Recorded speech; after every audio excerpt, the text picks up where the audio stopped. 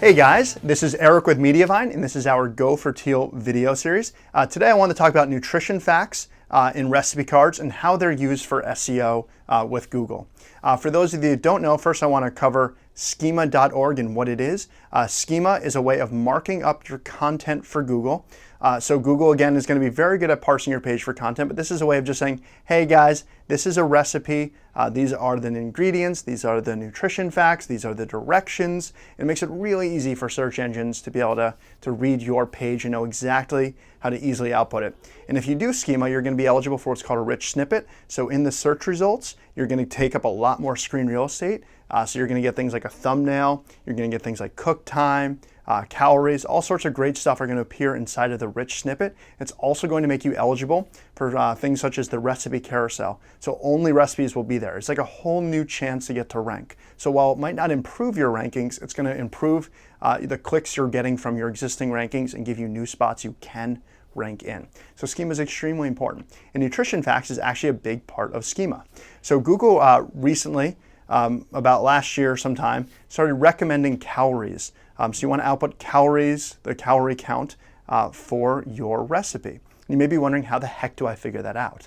So if you're running Create, we actually give you what's called automatic nutrition calculation, or the ability to use Nutritionix, which is a third party, to be able to calculate based on the ingredients in your post, how many calories and things like fat content, protein, carbohydrates, all that fun stuff. It's going to get automatically calculated by computers for you.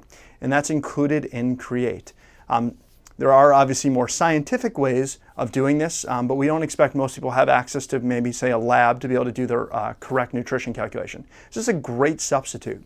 And Google really wants you to output this. And why? So again, as I was mentioning before, when you appear in a rich snippet, calories are something they want to be able to output.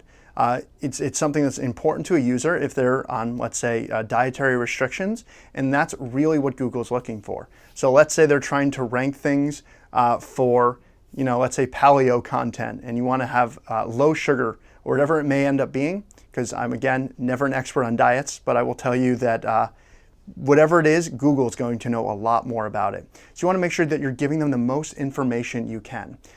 So again, this might not necessarily impact rankings today, but it is more information you want to give them. And so a lot of cards, including Create, give the ability to kind of not showcase that nutrition calculation as much. So a cool feature of Create, by default, almost every one of our templates have kind of the nutrition calculation kind of minimized all the way at the bottom. The reason why we do that, it's important for Google that you always output this information. You can't just send it to them in the schema and not put it on page. That's considered bad practice with schema, and you can actually end up getting a penalty for doing that. So it's important to output it, but we don't want to highlight it necessarily because a lot of users don't want to see that. Think about when you go into a restaurant, and sometimes those calorie counts are going to have a big influence on what you're making or what you're going to choose to order. And the same thing happens with people with trying to decide what they want to make. And you don't want to necessarily discourage them from clicking on your post, but let them make the conscious decision if they want to go find those calories on your post. So don't hide it.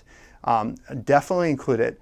I know a lot of baking bloggers, let's say, don't want people to discover how many calories are in that cheesecake. But at the end of the day, your users are going to be able to find that information elsewhere. So there's no point in hiding it from them.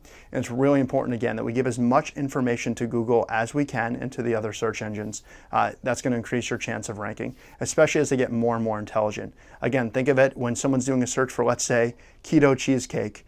And again, how are they going to know that you have a proper keto cheesecake? They can't necessarily look at the ingredients, but if they know you have a low sugar count, they're going to know that you're the right choice to show to that user.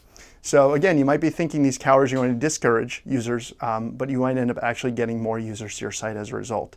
So we definitely encourage you to output nutrition calculation, include as much as you can.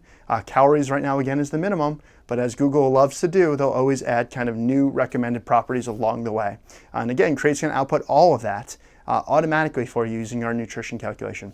So if you haven't had a chance to use Create, it's amazing for food bloggers and for so many other types of bloggers. It's completely free to use. It follows SEO best practices. And of course, because it's by Mediavine, it's going to be built for page speed and optimized for ads.